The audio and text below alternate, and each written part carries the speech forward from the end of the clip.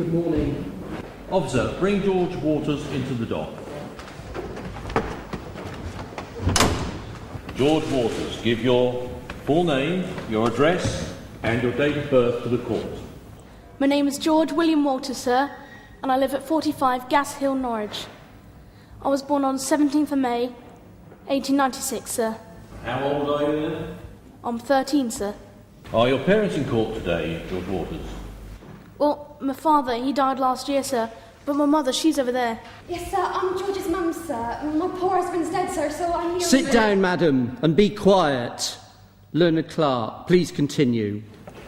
George Waters, you are charged that on the 11th day of September, 1909, at Prince of Wales Road in the city of Norwich, you did steal a gold pocket watch from Mr. James Treadwell, contrary to common law.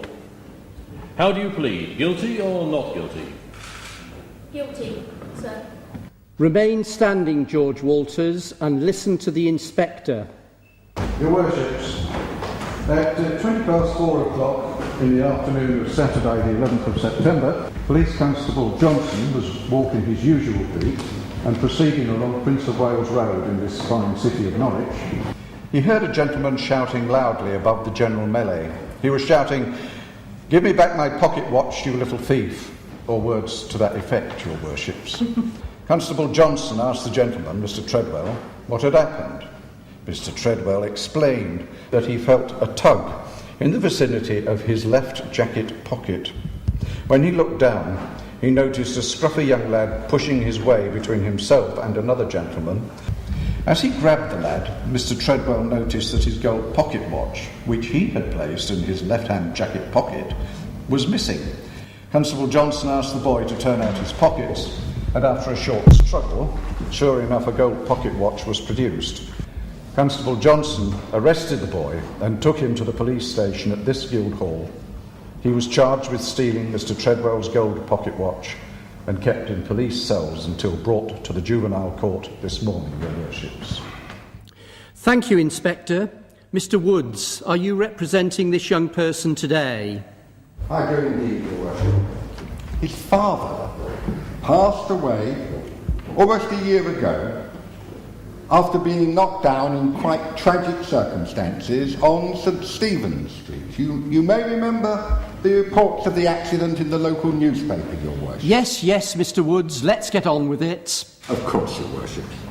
Since the tragic and untimely death of his father, who used to work on the local railway, George's mother has found it incredibly difficult to manage financially.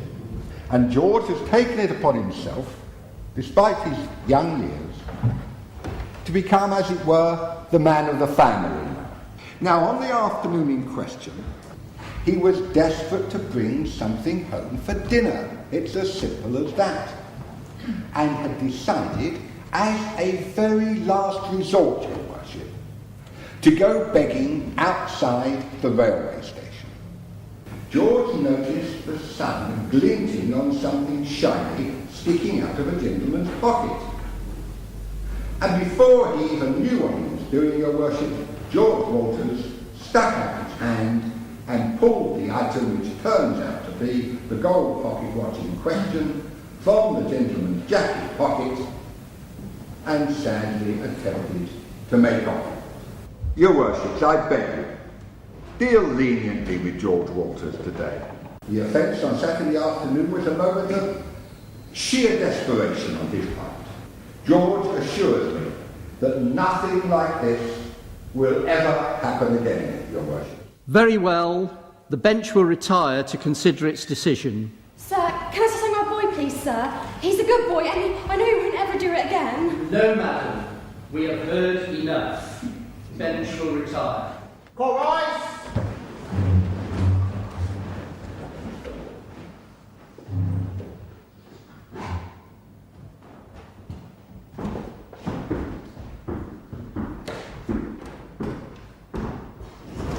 Mr. Woodcut, sir, can I just say some speaks about my Georgie? He's a good boy, and I know he won't ever do it again. He only did it to feed me and his brother and sister. I'll make sure he behaves himself. Mrs. Walters, I've been appointed to represent your son in court today, and I've said everything that needs to be said on his behalf. There's no need for you to say anything at all to the magistrates. Think I'll send him down, sir? I remember a lad on the street a few years ago who stole some eggs from the grocer's shop, and they sent him to prison for 6 months. I couldn't bear it if Georgie went to prison, I really couldn't. No, Mrs. Walters, a new law was passed which prevents children under the age of 14 being sent to prison. The magistrates could impose a fine, although neither you nor George have any money to pay one. They may also consider sending George to reformatory school. But that ain't no different to prison, Mr. Woods. I want him at home with me and the other kids. Georgie, what am I going to do without you? Madam, please sit down and be seated. I shall have no option but to arrest you for contempt of court.